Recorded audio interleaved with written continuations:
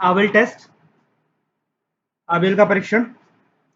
Abel test में क्या है, हमें फंक्शन मतलब इंटीग्रल दिया जाएगा कुछ इस टाइप का,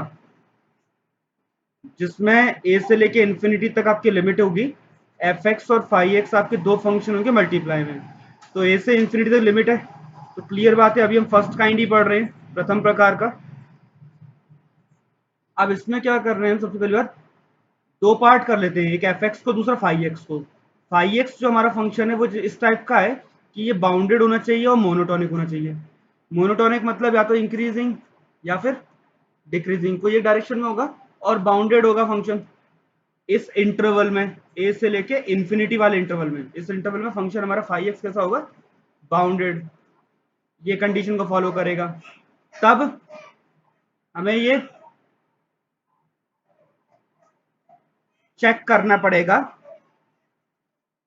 कि ये जो हमारा फंक्शन है एफ एक्स, ये कन्वर्जेंट है या नहीं है।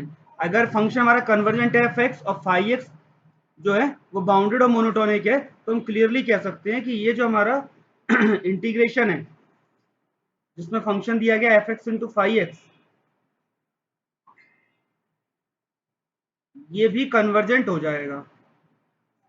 तो बात समझ में आ गई, क्वेश्चन हमको इस टाइप का दिया जाएगा, इसके हम दो पार्ट कर लेंगे, एफ एक्स और phi X. F X check कर लेंगे कन्वर्जेंट है या नहीं, और इसके लिए हम कंपैरिजन टेस्ट लगा सकते हैं, न्यू टेस्ट लगा सकते हैं, ठीक है, दोनों में से कोई भी टेस्ट लगा के हम चेक कर सकते हैं कि एफ एक्स हमारा कन्वर्जेंट है या नहीं है।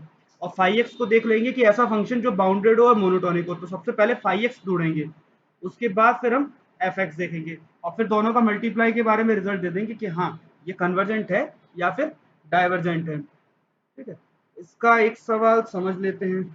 जैसे कि हमें ये इंटीग्रल मान लो दे दिया ए से इंफिनिटी ई की power minus x cos x upon x square D x. ठीक है, अब इस वाले पार्ट में हमें पता है कि अभी हमने क्वेश्चन पढ़ा था cos x upon one plus x square type का, तो ये वाला जो टाइप के फंक्शन है ये हमेशा कन्वर्जेंट है, ये हमने पढ़ा था, ये कन्वर्जेंट था, तो इसको तो मैं मान लेता हूँ एफ एक्स। और ई की पावर जो माइनस एक्स है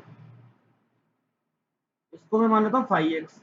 हमें पता है ई की पावर फाई एक्स रखने पर, मतलब ई की पावर फाई एक्स जो है, अगर मैं वैल्यू ए रखता हूँ तो आंसर मेरा ई की पावर माइनस ए आएगा, और जैसे जैसे मैं वैल्यू बढ़ाते जाऊंगा, कहाँ तक जाऊंगा, इन्फिनिटी तक, तो वैल्यू जैसे ही इन्फिनिटी तक जाएगी तो ये आंसर कहाँ पहुंच जाएगा, जीरो पे।